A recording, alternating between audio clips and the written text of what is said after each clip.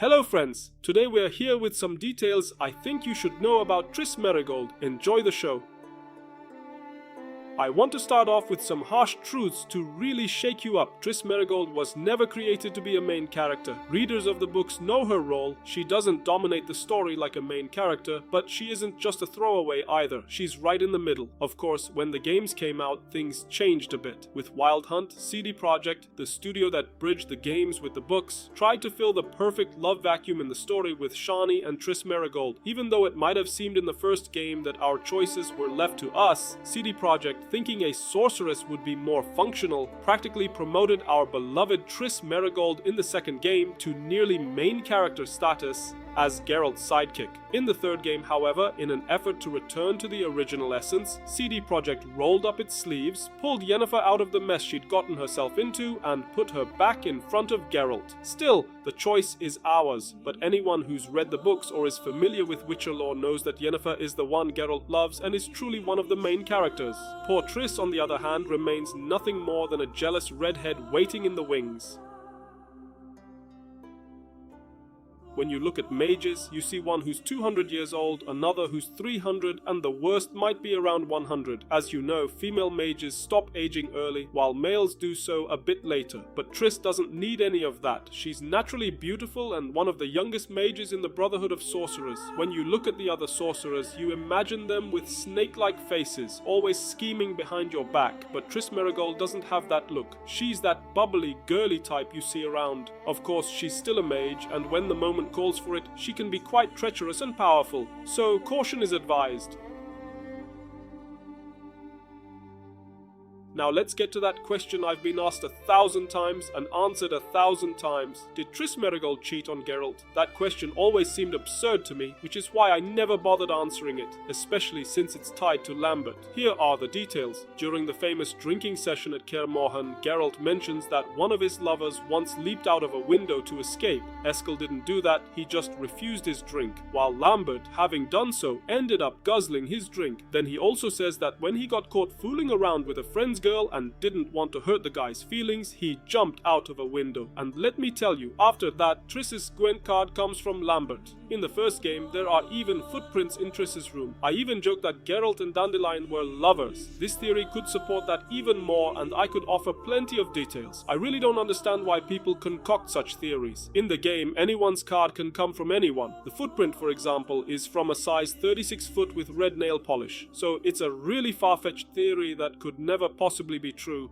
Yet people love creating these theories. Let's set one thing straight though. Such an event never happened. Triss wasn't fooling around with Lambert. She was with others. After all, she's a free mage. She does whatever she wants, and no one can meddle in her life.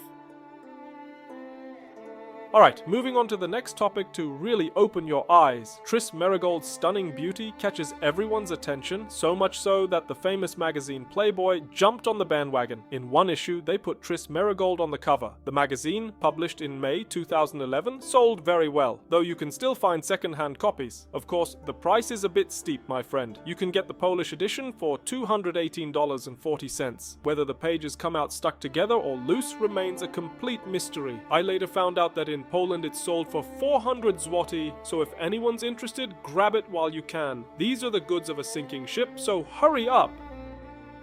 Here's another wild one. Triss Merigold is actually the Queen of Nilfgaard. She married Emir var Emreis, and after his death she took the throne and declared war on the north. When the war didn't go well, she abdicated, and when she returned to Novigrad, she was burned at the stake by witch hunters. Yeah folks, I wrote that part for those who get easily distracted. Completely made up, nothing true. Now that we've got your attention, let's get back to what you need to know about Triss. Triss harbored inner conflicts, the biggest of which was perhaps her allergy to potions. Triss Merigold is renowned and depicted as being exceptionally talented in healing. There's almost nothing she can't do in that department. But when it comes to healing herself, potions don't agree with her. In fact, they tend to make things worse. If she ends up in a tight spot and tries to heal without potions, the process takes longer, which for a mage can often lead to fatal consequences. Now onto the matter of her scar. People who have only played the Witcher games and haven't read the books see Triss Merigold's skin as flawless and assume she's got perfect skin, but in reality Triss bears a scar that will never fade. In the battle at Sodden Hill, Triss was disastrously injured. Many even thought she had died. It later turns out she survived, but the battle left a huge mark on her body. A massive burn scar runs from her chest up to her neck,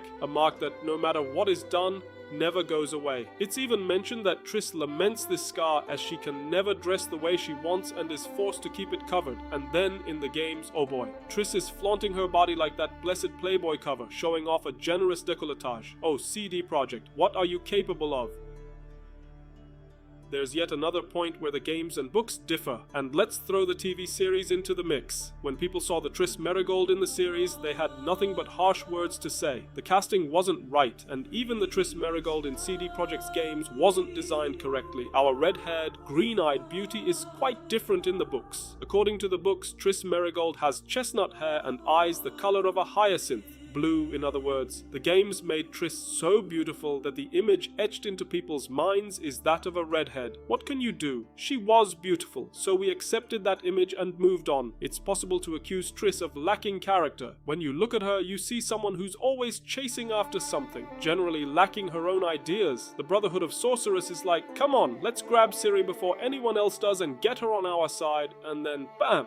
There's Triss Merigold, right in the middle of it all. After Philippa shows up to dish out orders, we look again and see Triss standing by her side, doing exactly what they told her. By the end of the book, if she hadn't stood by Yennefer's side and rained flaming stones on the city, I swear she would never have been able to redeem herself after all the messy things she did. But thankfully, in the end, she managed to set everything right. Still, one can't help but feel sorry for Triss. Loved, unloved, obedient, unrequited, healing others yet unable to heal herself. In Witcher 1, we even get a chance to give Triss a ring, but the lady won't accept just any ring. According to her, if you're going to get a ring, it has to be a ruby ring, and after you give her that ruby ring, you get to steal a night of passion with her. Also, right at the beginning of the first game, you can fool around with Triss, and in the third game, you can even find her earrings lying by the side of a shattered, abandoned bed at Kaer Morhen. Later, you can give the earrings back to her, and she'll remind you of the steamy times you two shared. Don't miss these opportunities, and do listen to the old Witcher. Alright friends, that's everything you need to know about Triss Merigold. If you want more details, well, they'll just end up distracting you even more. For now, we're wrapping up the video. See you in the next one. Take care and goodbye.